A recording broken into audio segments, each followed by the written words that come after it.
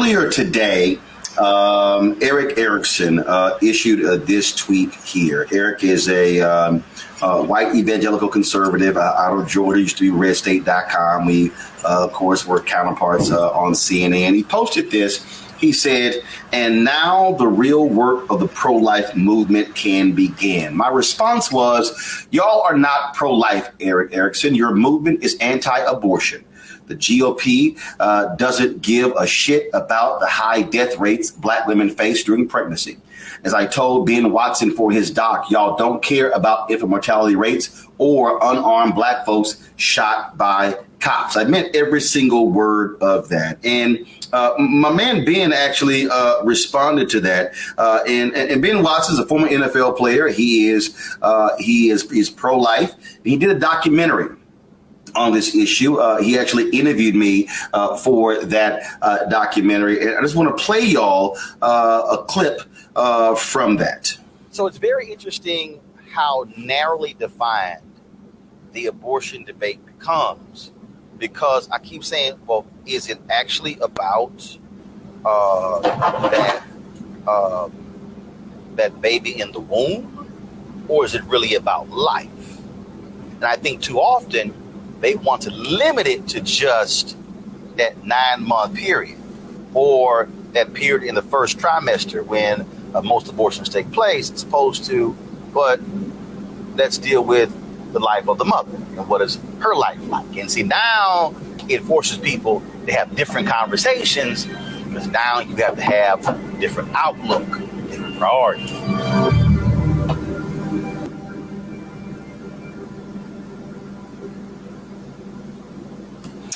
Folks, that really is the issue that we're now looking at. The conservatives, Republicans, they say that they are pro-life, but they're not. When you see marches and protests in America dealing with the murder of unarmed Black men, you do not see Republicans and conservatives joining liberals and Democrats condemning these things. You don't see it. Or you might see some words of remorse, but you don't see it. You don't see them speaking out when a Black man is released from prison. Dante Sharp serving more than 20 years. I think it was 27 years he was in prison for a crime he didn't commit. Is that pro-life? Why is it that we haven't heard these same Republicans, conservatives, weighing in and giving us their thoughts and perspectives on Black women having difficulty having children, looking at these birth rates, looking at the issues they're facing? But y'all are pro-life. When the Affordable Care Act was passed and billions of dollars were provided to states to expand Medicaid, Republican lawmakers rejected that money. And we saw rural hospitals, the same rural areas that Mitch McConnell says they now rule. We saw those rural hospitals shut down. The first person in North Carolina to die was a white woman in rural North Carolina who had an emergency. The hospital shut down, and they had to take her to a hospital that was some 40 or 60 miles away. It was Reverend Barber who told me that it was a white man in North Carolina who came up to him at a parade. And he walked up to him, and he had a Confederate flag draped around his neck. And he had tears in his eyes, and he says, I got to thank you, Dr. Barber, for fighting for our hospitals. Is that pro-life? Had a Black pastor in Omaha, Nebraska tell me that some white evangelicals came to him years ago and wanted him to stand with them against abortion. And he said, I'm willing to stand with you because I am against abortion. He said, but I need y'all to come with me to take down these crack houses and deal with people who are being ravaged by drugs. And they replied, Pastor, that's your issue. That's your issue. These same folks fight money for Head Start. These same folks voted against the free lunch program. These same people wanted to cut SNAP benefits. These same people don't want to support prenatal care. So how can you today relish this Supreme Court decision? I've often said this, and comedian George Carlin said this. He said, oh, they concerned when it's in the womb, but don't give a damn about the baby when it's in preschool. Folks, what we have to understand, and again, let me be clear, there are black people out there who do not believe in abortion. There are black people out there who believe about in terms of that child. And I understand that. But I don't care what somebody says. You gonna support a woman who is raped? You gonna support your wife being raped? Your niece being raped? Your sister being raped? Your mother being raped? Your cousin being raped? And the state telling them they must carry their child? That woman can't even take the day after pill? You got Republicans right now, y'all, trying to ban that pill. A woman who was raped? Are you meaning to tell me that there's a 10 or an 11 or 12-year-old child who has been raped and sexually assaulted by a relative, that child must carry that baby born out of incest?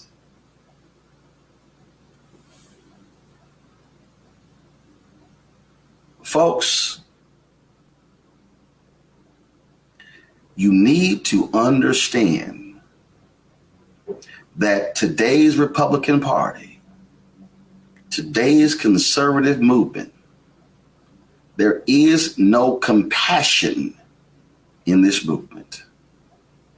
There is no concern about the well-being of all Americans. What we are looking at people who want to exact revenge on this nation on what they call liberal policies and liberal laws that have been passed. I dare call them laws of humanity. This is not just about Roe v. Wade. It's not just about the gun decision of the law in New York State. It's not just about Miranda. What this is about are individuals who are seeing that their power is waning. You are seeing individuals who are scared to death of the future browning of America. And they want to make sure that as the nation changes demographically, And those folks then begin to assume power, that they are going to be placed in a straitjacket with handcuffs, duct tape, and unable to do anything because they will have already changed the rules, changed the law. So what must you do? You can't just hit the like button, the like button on YouTube, which you should be doing right now. You can't just post your outrage on Facebook. You can't just say, I can't believe what they're doing to us on Twitter and TikTok and Instagram and Snapchat and Fanbase and LinkedIn and Tumblr and all the platforms. What you must be doing right now is making a decision that you are going to become a far more active participant in this thing we call the Republic. You are going to have to ensure that this so-called democracy stays one. You are going to have to ensure, you are going to have to ensure that you are willing to stand up and do what the previous generation did. And that is, as Dr. King said, make the country be true to what you put on paper.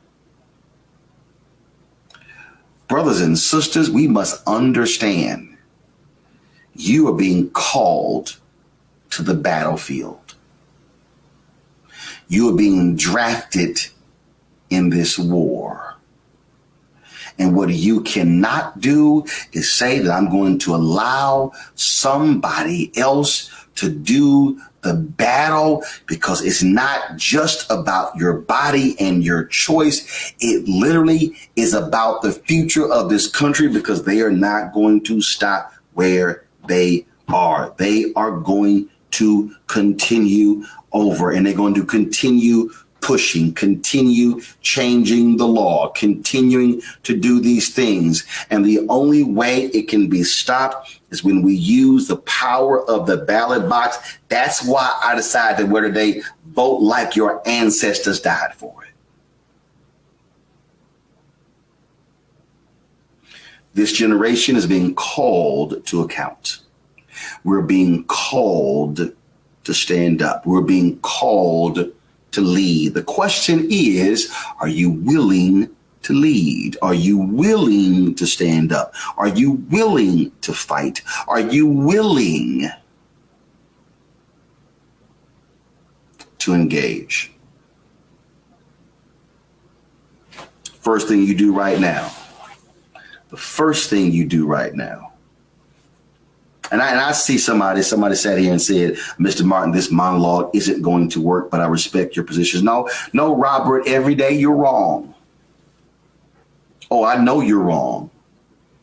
Because there's somebody who's watching this, Robert, that you don't quite understand, Robert. I'm not only talking to more than 2,300 on YouTube right now and several hundred on Facebook and also on the Black Star Network, because the reality is this is going to be seen on every single platform to all 3.7 million of my followers. What I'm calling on you to do is first and foremost, make sure that you are registered. Then I want each of you to take it upon yourself to say you're going to go help 10 other people you know to get registered. And then you're going to ask those 10 to go get 10. So therefore, you will get 10. So that's 10. Your 10 then will impact 100. Then you're going to ask those 100 to actually get 10 themselves. And now that's 1,000. But see, I need you to start with the first 10. You can't get to the 1,000 unless you start with the 10 yourself. And you know who they are. They go to your church, they're in your fraternity, in your sorority, they're in your men's groups, your women's group, they're in your Bible study, they go to your school, they work with you. Yeah, I'm just asking you to open your mouth. I'm just asking you to actually do something. Don't say it's Reverend Barber's job, Latasha Brown's job, or Cliff Albright's job. See, that sounds like the folk who say, man, I sure wish, Pastor, I sure wish my coworker could have heard your sermon. Why didn't you invite your coworker to church? Better yet, why didn't you get a copy of the sermon and bring it to your coworker so they can listen to it or watch it and then bring them next Sunday? Why didn't you even volunteer to come pick your coworker up from home to bring them to church with you? If you are outraged by the direction of this country, if you are outraged by what you are seeing, if you are outraged by Republicans refusing to support the policies that matter to us, then what are you willing to do? I'm willing to do like my frat brother Vertner Woodson Tandy said, when he said we will fight until hell freezes over, and then we will fight on the ice.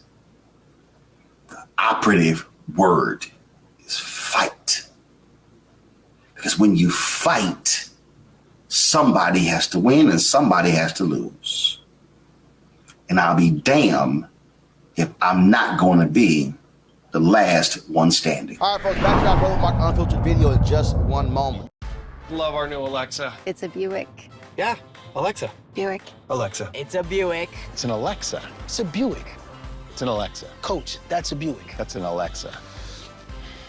The Buick Enclave with available Alexa built-in. Folks, Black Star Network is here.